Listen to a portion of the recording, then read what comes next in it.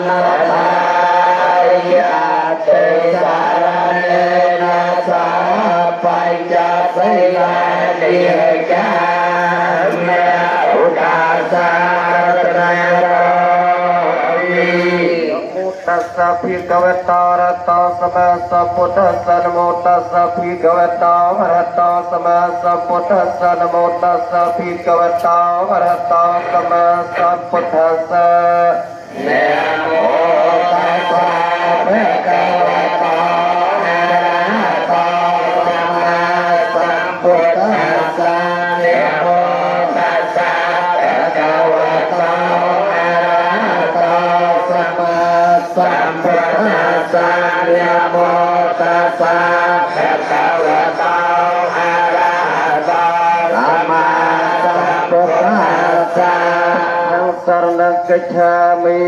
Buddhang Sarana Gacchami Dhammang Sarana Gacchami Dhammang Sarana Gacchami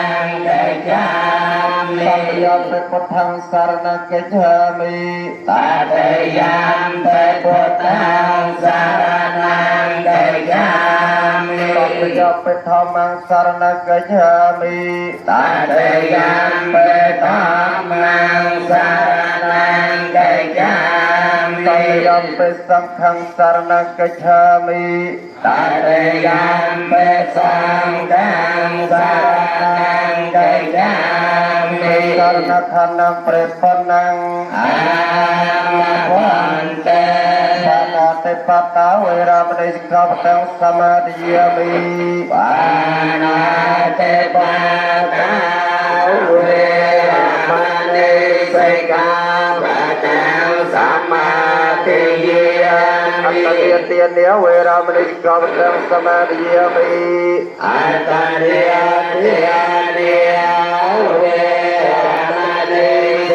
Samadhiyami Dohayama Japama Tadana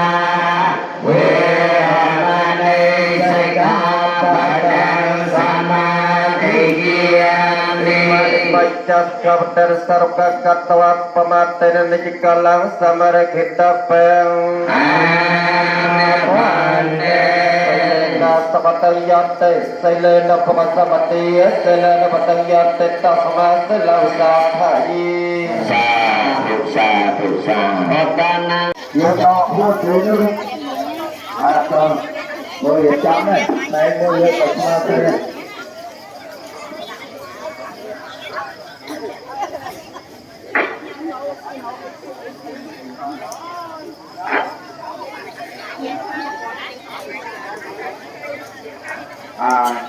bây giờ ta đã thuộc được tuy nhiên là bây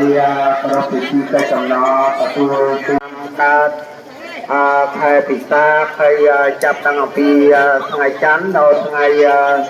mở rô khai visa nó cái khai tu lo cái Phật Sakara chi pon 569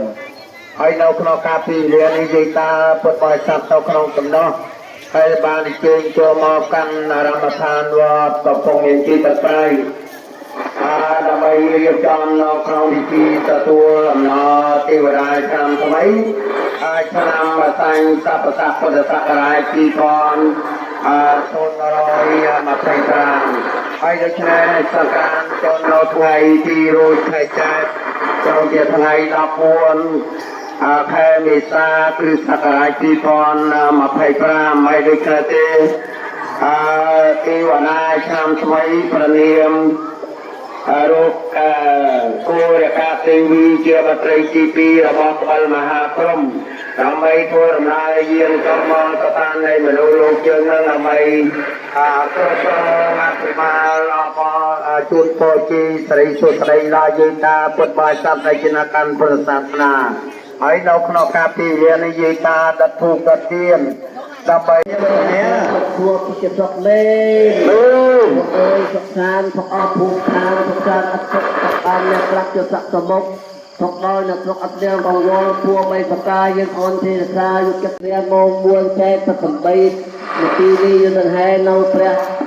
កបិលមហាព្រំមហាប្រក្រានឡើងព្រះវិហារដើម្បីយកអ្នកខត់ទុកជា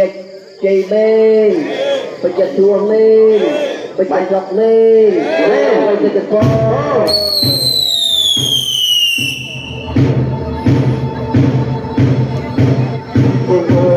ពុទ្ធសាសនាជំនឿអំណាចទូវណ្ណាឆ្នាំថ្មីប្រទានគោលអ្នកទីជាស្រីអ្នកទីមកដល់ណាព្រមទាំងចូលមក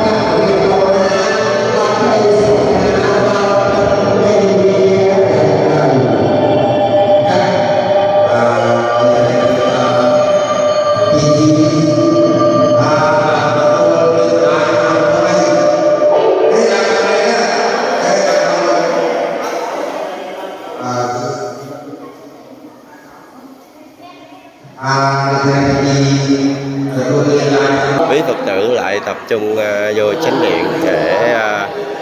tụng kinh chúc năm mới cả nhà ha. Thì Thiên Long Phú cũng xin cảm ơn cô chú anh chị cũng như là quý bà con cô bác thời gian qua cũng đã